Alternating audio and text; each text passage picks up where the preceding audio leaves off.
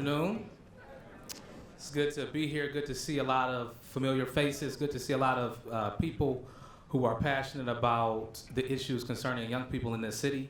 As a student who's been impacted by a lot of the work that has been done, I'm just very fortunate, very grateful to be able to, wrap up a semester of college and come back and see that the work is still going on, that it's still going strong, and that we still have successful students being birthed out of Detroit schools despite the obstacles that we face.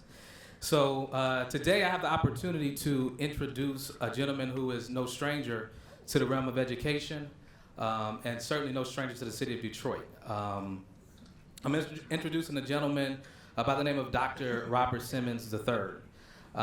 He's from the city of Detroit, from the west side. Like many of us, he knows what it's like to have to persevere through tough obstacles and challenges. So we're very grateful. This mic here is getting a little interesting. But we're very grateful to have Dr. Simmons return home, to be able to come back and be a part of this conversation. So before I introduce him, or bring him out rather, I just want to give you a little background on him by way of his bio. So Dr. Robert Simmons is an award-winning educator, author, and nationally recognized scholar in urban education, race and equity, STEM, and community engagement. Dr. Simmons has shared his expertise throughout the United States and served DC schools as the first chief of innovation and research, where he was the chief architect of the nationally recognized Empowering Males of Color initiative. Prior to joining the DC Public Schools, Robert was the founding director of the Center for Innovation in Urban Education. A tenured professor of urban education and science education, and associated faculty member at African and African American Studies program at Loyola University in Maryland. Additionally, Robert had a joint appointment as a research associate at the Baltimore Education Research Consortium at the Johns Hopkins University. Recently, Dr. Robert Simmons has joined the Campaign for Black Male Achievement in the role of senior strategy consultant and will be centrally involved in establishing their bold goal, core indicators that will drive high school excellence and the solidification of their strategy. Ladies and gentlemen, please welcome to GradNation, and please welcome home Dr. Robert Simmons III.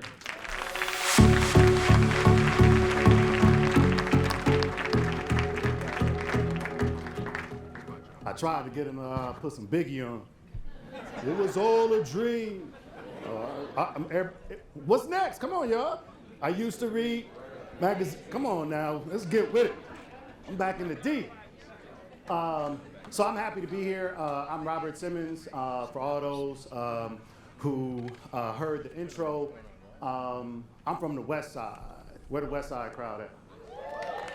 But I have love and respect for the East Side crowd, because I taught on the East Side. So where the East Side crowd at? Yeah, so, so East Side, West Side, east of the river, west of the river in DC, Brooklyn, the Bronx, everybody has their thing, right? And so when I was asked to come home, first of all, I had to call my mother and let her know I was coming to Detroit. She still lives in the city because she said we need to have breakfast. And I was like, well, what time are we going to have breakfast? She's like, I'll be there at 6:30. I'm like, 6:30? What are you talking about, right? So I'm excited to be here to see this room full of people, young, old, wise, experienced, inexperienced. Where are the high school students? That's all y'all got? Just throw up your hands like, what's up, high school students? Yeah, come on now. Where the adults at? Come on now. Yeah. Let's try this again. Where the high school students at? All right, cool. Where the adults at? Oh, all right, that's what's up. All right. So I want to start by thanking the sponsors of this event, especially the General Motors Foundation, America's Promise Alliance, Target, and the United Way. I especially want to send a strong shout out to Assad and Jessica, who I spent time on the phone with, who put a lot of work into this. Let's give them a round of applause for all their hard work. So they're probably not even here. They're probably out working somewhere. So The other folks I want to thank, the Skillman Foundation, the College Advising Corps, College Board, Link Learning, the Detroit College Access Network, the Macomb Community College Foundation, and Teach for America. I want to give a shout out to, she's not here, she's a good friend of mine. It's Tiffany Taylor, who's the Executive Director of Teach for America Detroit. She has led their work, and she's a Detroiter. And so I want to thank Tiffany for all of her work in the city. One of the things that I have found so fascinating over the course of my lifetime is this idea that high school graduation is so critical to the success of young people. Right? Raise your hand if you graduated from high school. Raise your hand if it took you longer than 4 years to graduate from high school. Right? Raise your hand if you're still in high school. Raise your hand if you are going to graduate from high school. All right, where are the college students at? Gotta be some of them around. Y'all were boring, that's it. What's wrong with your people? Like, that's all. Y'all up here in the front, that's all. Where the college students at? Where the high school students at? High school students, they too cool. All right, where the college students at? All right, there we go. All right. Come on now, y'all. Gotta represent. So, I want to spend some time talking about the value of high school graduation, but also my own story. Then, I'm going to put my hat on and retreat to my days as an academic and a researcher. Because I always say to folks, we can't make change if we don't understand the data and the research. And far too often, the data and the research is misspoken, right? One of the most popular myths in this whole conversation around high school graduation, and then we start to think about college, is this. There are more black men where than where? In jail than college. A, it's a lie. B, it's a lie. B, C, D, E, F, G, X, Y, and Z, it is false, right? People have propagated this mythology, and it helps marginalize so many young people. Our goal today is to write a new narrative about young people in the metropolitan area of the city of Detroit, in this region, and how successful you are. I go all over the country and the world talking to people, and they always say, oh my God, you're from Detroit. I had a guy say to me the other day, oh yeah, Detroit, that's where the weak are killed and eaten and all this other stuff. And I just looked at him and I was like, I don't know what you're talking about, man. Now I might eat you right now because you're acting crazy, right? But people have this misperception about the city. And as someone who lives in DC, let me tell you, DC has problems. They just hide them because we have this brother sitting at 1600 Pennsylvania Avenue. Right? Hello, somebody. Come on now, let's go to church up in here. Come on, call and response. All right? It's not standing at the podium. Y'all high school students? Where y'all from? DC, East Detroit? Albion? Where the River Rouge crowd at? My homeboy, Mike Mockdad. Yeah, that's what's up. Mike Mockdad has turned that school around. That's how long we've been teaching, Mike. I mean, he was older than me. He was a teacher for 5 or 6 years when I came in to teach in GPS. That's how old you are, Mike. How seasoned you are, wise. That's right. I am from a place where being home when the street lights came on meant just that. Come on, y'all. The smell of salt pork over easy eggs and grits with butter and sugar started the day. Come on, I'm getting hungry now, I gotta go to the Coney. Factory workers in Detroit, a Spelman-educated mother, a Morehouse-educated father, who was incarcerated the majority of my life and stole my Social Security number. I had credit when I was 17 at Dress Barn. I am from milk crate basketball hoops in the alley. We couldn't afford no real basketball goals. I am from a place where 8 Mile Road is more than a movie by Eminem, but the dividing line between city and suburbs, and a city where pop went with the Coney Island. I am from 6350 Colfax between Tyman and Milford, the Boys and Girls Club on Michigan and Livernois, and the best youth sports program in the D, the West Side Cubs. Where the Cubs at? Come on now. Don't hate. You probably beat all of the cats, right? I am from a place where I hated high school and had a 1.9 GPA prior to my junior year. I am from a place where I was only the second African-American man to become a tenured professor at Loyola University, Maryland. I am from a loving grandmother who's buried at Elmwood Cemetery, rest her soul. A loving mother. I am Robert Simmons, and I am proud to be from the D. Now this narrative is important, right? And I always say to folks who work with young people, and we're talking about high school graduation rates and raising the high school graduation rate. This is not a technical enterprise. What I mean by that is for adults who work with young people and we want to increase the high school graduation rates, while yes, we need more programs, young people need your heart. They need your soul. And you need to bring your spirit and your energy to this work. It doesn't matter if you went to Harvard, Western Michigan, WC3, or the University of Michigan. What does matter is the same way and the same things you want for your own children, these young people that sit in this room, you should want the same things for them. I've been in so many classrooms where I don't see that. Dismissive, low expectations, all these types of things. So as we move through this day, I'm calling everybody to task. I need your heart committed to this work. I need your soul committed to these young people.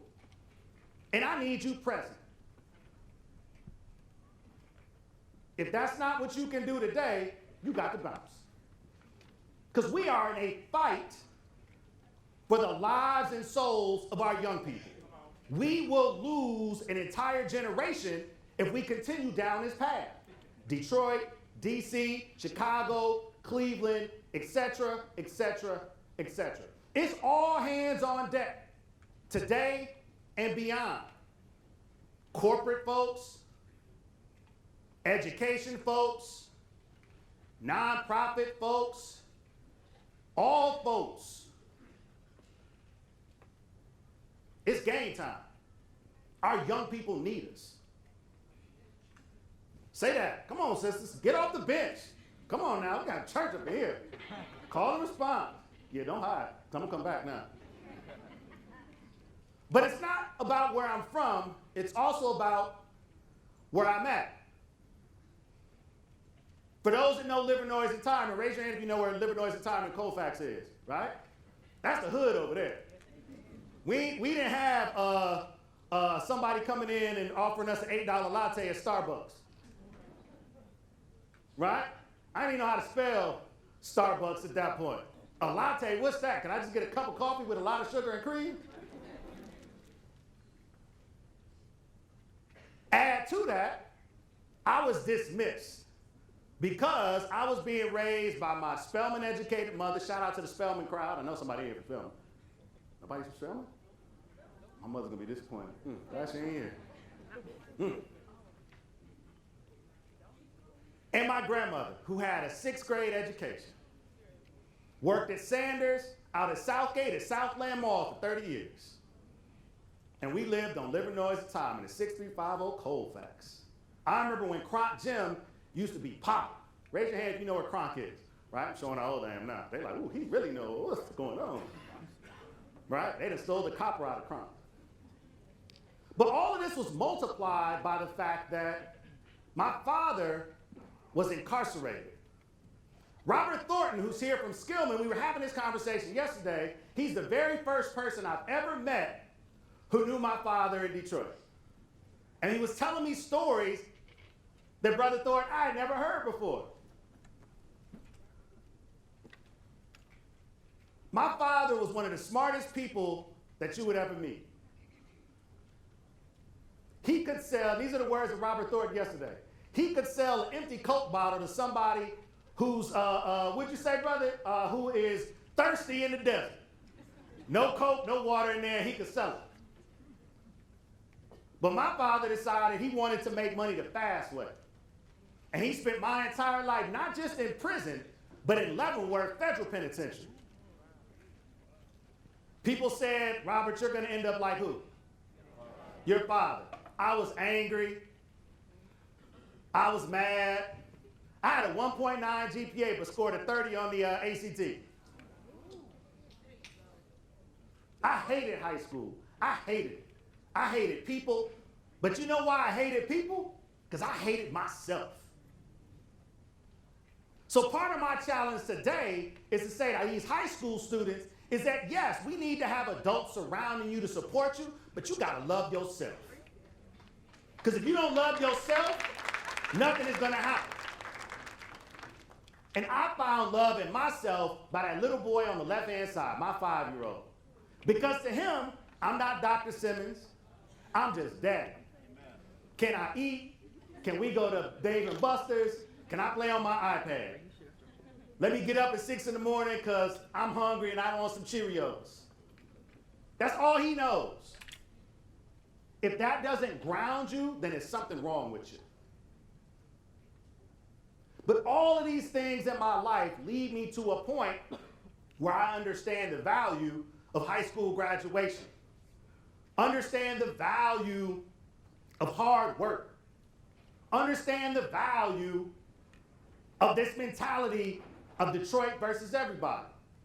Because I'm here to tell young people in this room, from Osborne to East Detroit, River Rouge, Henry Ford, wherever you're at, that the world has written y'all off. The world has written off the city of Detroit. But I'm here to tell you that you all cannot let that happen.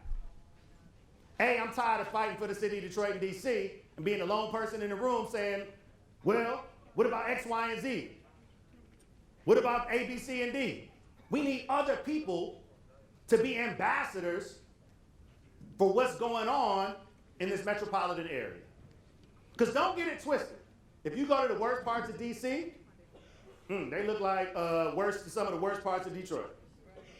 But they hide it because they have this G word nobody wants to talk about. It's called gentrification. In order to get into the best elementary schools in Washington, D.C., you need to spend $700,000 for a house. And I'm not talking a mansion. I'm talking a row house that's like maybe 600 square feet. Come on now. Exactly. My man's like, what? Yeah, man. It's crazy. So in D.C., your zip code determines your access to a quality education. I'm here to say, and this is being simulcast, so I hope somebody in D.C. hears it, that is morally, ethically wrong. It is a crime, and people have been prosecuted for stuff other than that. We need to have somebody say to folks, regardless of where you live, you should have access to a high quality education. So as we go through this day, I want everyone to be prepared to be challenged. Because for the adults in this room who like to blame other people, no, that stops today. Because we are all accountable for what happens to every young person in this room, in Macomb County, Oakland County, Detroit, EAA, charter schools. It doesn't even matter. We are all accountable for the young people in this region. They are our children.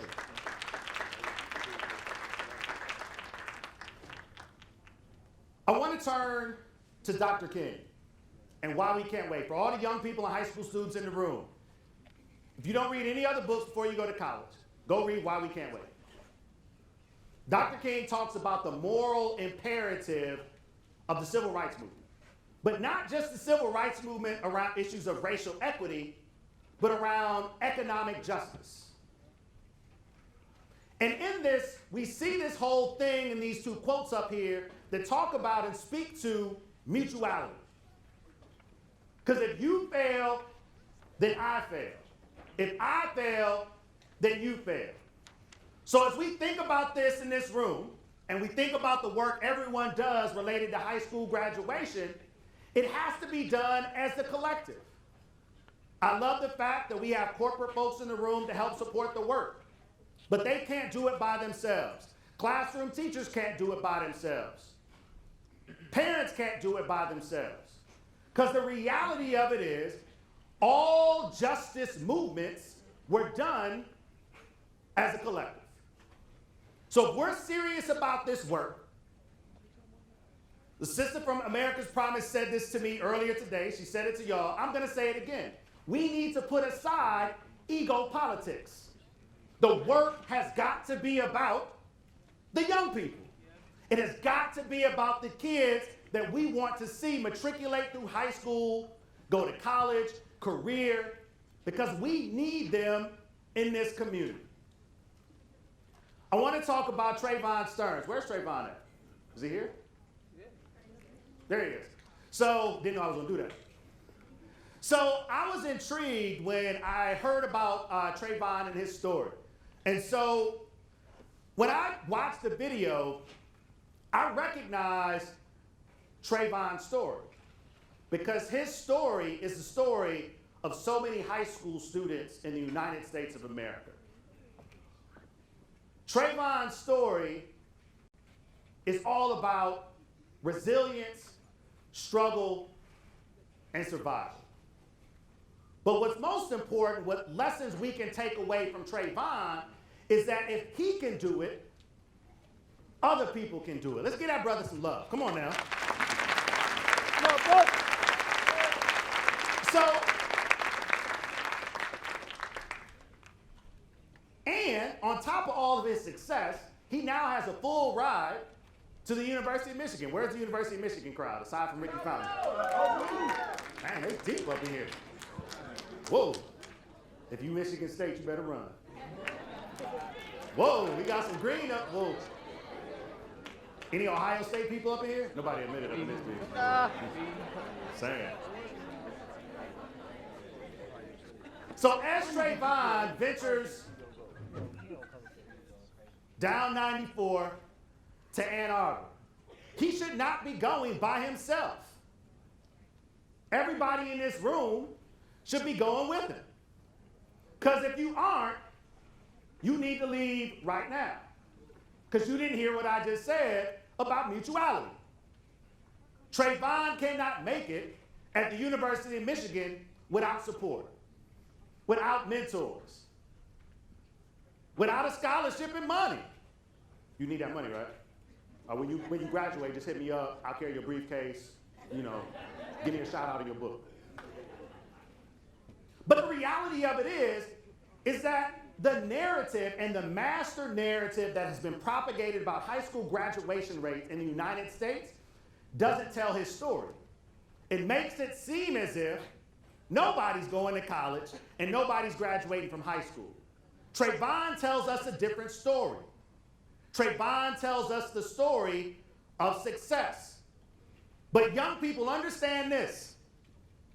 We can't have success without struggle and failure. And we've learned a lot from struggle and failure.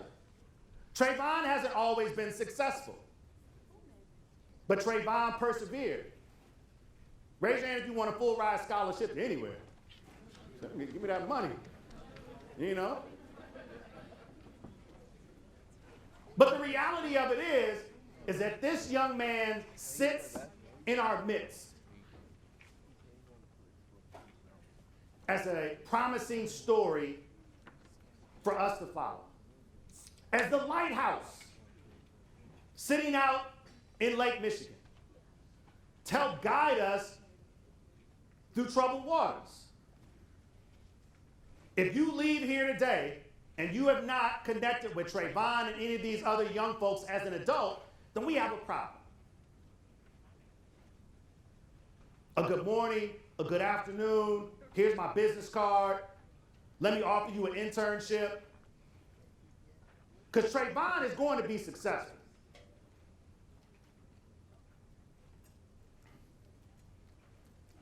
At Nolan, it's a K-8 school. Raise your hand if you've heard of Nolan. And the principal is here, Ricky Fowler. There we go. All right, somebody got love for him. All right, cool. I got love for him. He's my friend too, so I'm proud of him. Nolan has been a shining light in the city of Detroit this year and has gone from 0 to 100. I don't know when he sleeps. I don't know how he does it. Through this work, one of the things that we can recognize and see is that college is a destination, yes, but it's also an option. For people who aren't in high school, it's important to remember when we look at the work that Ricky Fowler has led at Nolan, that it's not just about starting college conversations and high school graduation conversations in high school. These conversations have to start much younger. These young people are 8th graders, 7th graders going to Harvard. As someone who has a god sister who matriculated through Harvard's medical school and got a MBA as well, it ain't easy for folks to go to Harvard. It's not easy to get in. But one of the things that we know is what you see is what you'll become. And it's imperative as we think about doing this work and we think about what has to happen in this area, it has to start earlier. So many high schools send high school students on college tours in 11th grade. It's too late. We need to have dual enrollment programs. So wherever Wayne State, whoever's representing Wayne State in this room, and they need to be discounted so they're affordable. And it can't be an 011 math class that you don't get credit towards high school graduation. Come on now. It has to be meaningful college credit because we reduce student debt when we do that. So where are we at in this city and in this region with our dual enrollment programs in our high schools, with the universities? So for our corporate partners, this is where you can help. This is one space where you can help advocate for this. And now high school students, raise your hand if you're a high school student and you've been to a university for a tour. Now watch this. Raise your hand if you're a high school student and you've taken a college class. Fewer hands. Every high school student should have access to college courses. Every one of them. There are dual enrollment programs. When I was at Loyola, we had a dual enrollment program, and I had to fight tooth and nails to get it going. But the reality of it was, and still is that it makes a difference. I want to put on my research hat just to give you some data. In the state of Michigan, 4 in 10 Michigan students are low income, but we also know that there's a graduation gap. The other piece of data that's up here explicates for you high school students not graduating on time. And this bit of data is important because we spend a lot of time talking about high school graduation rates, but not necessarily talking about on-time high school graduation rates. Right? So we want to get kids in the door and out the door in 4 years. And there are some key components to that we have to talk about. This is the status of dropout rates among young people from ages 16 to 24 since 1967. And there's been a decrease in the dropout rate. And you'll see this is delineated by race. Okay? Now, it doesn't necessarily mean that there's a one-to-one correlation between a decrease in dropout rate and high school graduation rate. It doesn't mean the percentages balance themselves out. Because when you calculate dropout rates, you can also calculate for kids who have left the system. So there are miscalculations. So a lot of people have said the dropout rate might actually be worse than what it really is, that this data might be deceiving. Okay? So it's important for us to think about that. Let's talk about on and off track indicators. When on track and off track indicators, this is from the research that we did when I was a research fellow and associate at Johns Hopkins. And we studied Mervo, which is the largest high school in Baltimore, to look at what happens when you build a program for overage, undercredited students. When we did this, there were people who thought we would fail because it was driven by our collaboration with the school. It was not driven solely as a research project. So when we think about this and we think about principles and you look at the things that you need to focus on, these are some of the indicators that you need to look for. High rate of absenteeism. There's a strong correlation between absenteeism in 7th and 8th grade and how well kids will do with high school. So if kids aren't coming to school in 7th and 8th grade, the middle school principal needs to have a conversation with the high school principal to say, hey, you need to pay attention to this. Raise your hand if you're a high school principal and you've never talked to the middle school principal that many of your kids came from. Come on now, be honest. Come on, Mark, you know you haven't talked to some of them. Right? So if you go to a lot of big systems, most middle school principals have never talked to the high school principal. Because they'll say things like, well, I just don't have time. And I'm here to say, well, we need to make time. It might cost an extra hour, but guess what? That's better than the kid ending up on the street, in prison, or dead. We have to make time for our young people. The second piece is the pass rate of Algebra 1 and English 1. As we monitor that and we look at the research, it tells us if students pass Algebra 1 and English 1 in the first year, they are at a greater chance of being on time for high school graduation. Because these are also gateway courses to other things that they need to take. So if they mess up here and we don't have an intervention and then they get to the end of 11th grade and you say, oh, by the way, you may not graduate on time, the failure is not theirs. The failure is ours. Because as educators, we have to do our part. And we have to look at this data. They have competing work or family responsibilities. We have problematic behavior. But within this context of problematic behavior, there are two pieces. There's a correlation between that and literacy rates. Because one of the things we know, for those that have been classroom teachers, if you have students who can't read and struggle with literacy, the one thing they're going to be good at the end of the school day is pissing you off. Because they're like, well, if I couldn't learn and do whatever I needed to do in school, I'm going to be good at this. Right? And so we have to understand that the young people aren't mad. They're hurting. And we need to support them. If you cannot read by the time you get to the end of 3rd grade, it's a problem. And as adults, it is our responsibility to quit social promotion and figure it out. Because passing a kid who can't read at the end of 3rd grade is setting them up for failure, because when they get to 4th grade, they are learning or reading to learn. They're not learning to read.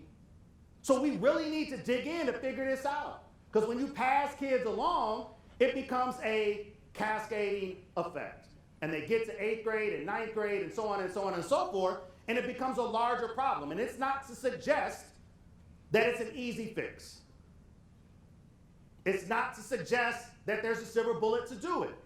But it is to suggest that if young people can't read at grade level by the time they get to end of 3rd grade, we need to have a conversation as an educational ecosystem about what do we do. There is no reason we can't have a reading institute and a reading center throughout the city of Detroit and this metropolitan region that any kid can go to. Public school, EAA, private school, charter school. The only thing standing between us and doing it is will. Because it's our responsibility.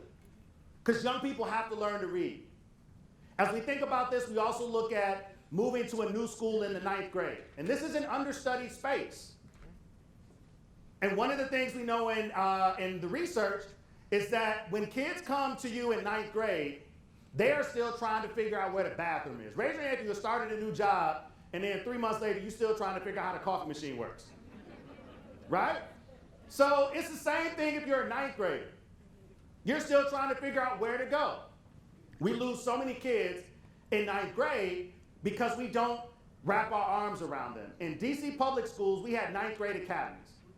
And in 9th grade academies, we saw a 30 to 40% increase in the number of students who were on track to graduation because we kept them in cohorts. We had systems in place. And if you look at the other 9th grade academies across the country, young people are taught how to do school. Doing school is different than just going to school, open the book, turn to page 35, take the test, shut up, close the book. Doing school is about finding help and support. Doing school is about understanding where are the resources when I need a tutor. Young people, doing school is about subverting your ego and saying, I don't understand. Come on, y'all. Raise your hand if you're a high school student and you know one of your friends didn't understand something but was afraid to say something. Just kind of sat there. See, my man's like, yup, pointing somebody out. You might want to rethink your friendship. He called you out. But the reality of it is it happens all the time. And young folks don't say anything. The other piece of this is that there is good news. I don't want to be doom and gloom. We know that the graduation rate has grown over the last couple of years. 4.7, 4.2, et cetera, et cetera, et cetera. And we know this for a fact. However, it's not growing fast enough. So as we look at that, it's also important to remember, and this is something that we've talked about in the Campaign for Black Male Achievement, it's not just an issue for educators.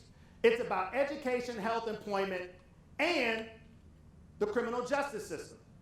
So we have to keep in mind that everyone has to do their part. When we look at this here and the effect of juvenile incarceration rate, we understand that when juveniles are incarcerated, they are less likely to graduate. One of the things we also know is that in urban communities, young people are often incarcerated for lesser crimes than their suburban peers. So as we think about how to deal with the graduation rate, especially in the city of Detroit and Chicago and other urban communities, it can't be done simply with a group of educators trying to solve the problem. There has to be folks from the police department involved. There have to be folks from Health and Human Services involved. There have to be folks from the business community. Young people, I want you to look at this slide because this is about money. Raise your hand if you're a young person, you want a job. Raise your hand if you're an adult with a job and you're ready to retire. Come on, y'all. I'm with him, right? Let's retire right now. Come on. Let's go to sit on the beach. Right? I got the papers in my bag. Let's go. Right? I don't know how we're going to survive, but we'll figure it out, you know. So the reality of it is for young folks is that this is the latest data on how much money you make over a lifetime. What's your name? Melina, which one of these bars do you want up here? The one on the far left, one on the far right? One on the far right. So Melina says she wants to run on the far right. So Melina needs a professional degree, right? One of the things that we have to be conscious of is that as we have this conversation, it's not just about college. It's also about careers. In the city of Washington, D.C., where there are a bunch of cranes going up building things, we have come to the conclusion that if you have a high school degree and you have the certificate to drive a crane, you can make $90,000. Somebody like, I need to go to D.C. and get me a crane, be a crane operator. Sit a couple hundred feet up in the air. Right? So as we think about this conversation we're having today and beyond, it's not just about college. It's also about useful careers, because I'm sorry, if you have a psychology degree from Harvard or University of Michigan, you can't be my plumber. I want a plumber who's been an apprentice. I want somebody who's an electrician, because I don't want you to blow up my house. Raise your hand if you want a biology major from Michigan State to be an electrician. Nobody putting their hand up, not even the Michigan State people. Right? And so the reality of it is, as we head down this path of thinking about summer, what are the useful ways we can connect young people with these types of career pathways? In Detroit, when I was a kid, we had the police cadet program. We used to walk around with our little shirts on and our triangles. Looking back on it, it was meaningless employment. Why? Because we picked up trash. We walked around Rouge Park. One summer we worked on Belle Isle. I didn't get any skills. So as we think about summer youth employment in the city and in this region, how do we give young people meaningful employment in the summer where they're going to build their skills? Because without those skills, all you're doing is collecting a paycheck. And that might be great in the short term, but we need to think larger and think higher for our young folks. So when we think about solving these issues, we also get to the issues around academic rigor, quality guidance, counselors and counseling, student supports, but also the cultural IQ of educators. Because the reality of it is that we have low expectations of so many of our students as adults. Many of us don't know our students. Many of us have never walked in their shoes. Many of us have never been to their homes. And I'm here to tell you, high school graduation rates won't change if we don't step out on faith. Stepping out to connect with young people and their families is critical.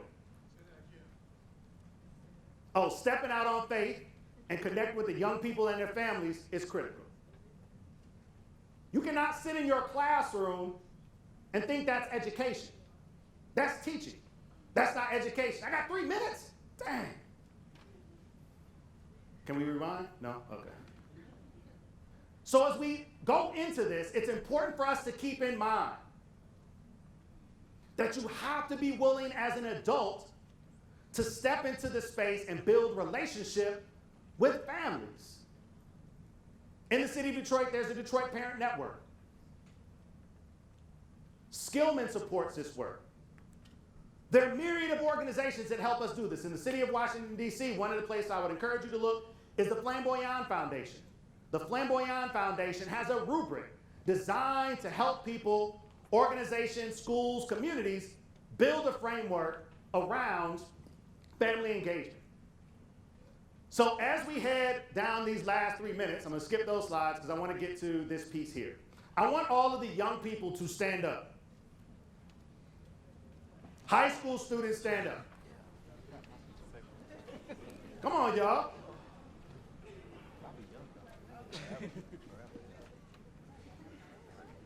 And what I want you to do is repeat after me. Clap once if you can hear me. That was weak. Clap once if you can hear me. Clap twice if you can hear me. All right. Y'all ready? Clap once. I am an intellectual and critical scholar in the world. Whoa, whoa, whoa, whoa, whoa, whoa. Whoa. Come on, y'all. Y'all ready? Y'all ready? Mock that. Where's the River Rouge crowd at? Come on, y'all. Lead us on this now. Y'all ready? Y'all principals here. He might suspend everybody. All right. Ready?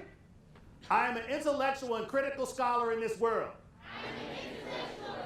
All right. Come here. What's your name? Yeah, come on. Yeah. See, now she don't want to come up here. I study this world through text and am authoring my own text. Come on, y'all. The text of my life. The text of being strong. Resilient.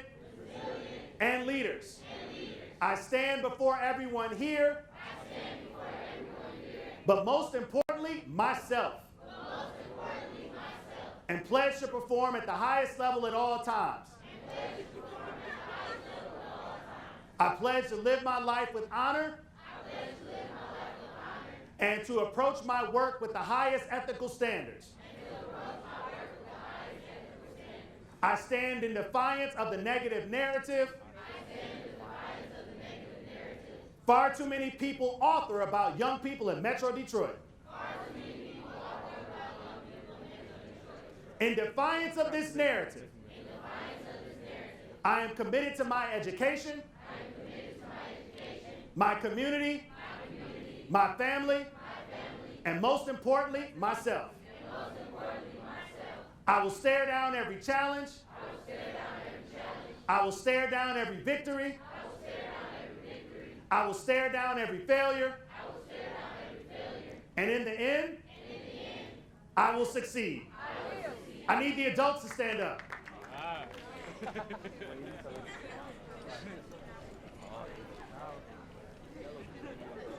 All of these adults in this room are here for a purpose. They gave up part of their day to be here. But that's not enough, adults. You need to commit to the young people who just stood up. So as you commit, keep in mind, somebody did it for us. Somebody drugged me off of 6350 Colfax and turned me into the man that I am today. We did not get where we are by ourselves. Our pledge to you, adults, after me, I am a member of your community. I am a member of your community. Oh, yes, come on now. I stand before you committed to walk alongside you. I stand before you committed to walk alongside you. And to be there when you need a helping hand. And to be there when you need a helping hand. I pledge to dedicate my time and resources to support you during your journey. I pledge to dedicate my time and resources to support you during your journey. I pledge to be a servant leader in this community. I pledge to be a servant leader in this community. And beyond. And beyond. And engage in a critical way that leads to solutions. And engage in a critical way that leads to solutions. Not blaming others. Not blaming others. I do this for you. I do this for you. I do this for our city. I do this for our city. I do this for our collective. I do this for our collective. Before everybody sits down, the last thing I want to say before we close is that I gotta quote Jay Dilla. As a Detroiter and a hardcore hip hop head who saw Jay Dilla perform, Jay Dilla always said, "Do you?" I stand before all the young people in this room as an example of what happens in Detroit.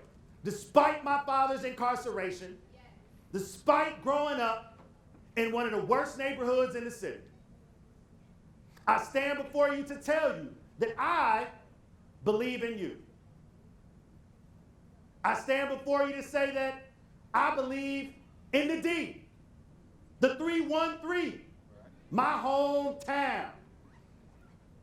The last piece of this is that now, for all of the high school students, go and do you and believe in yourself.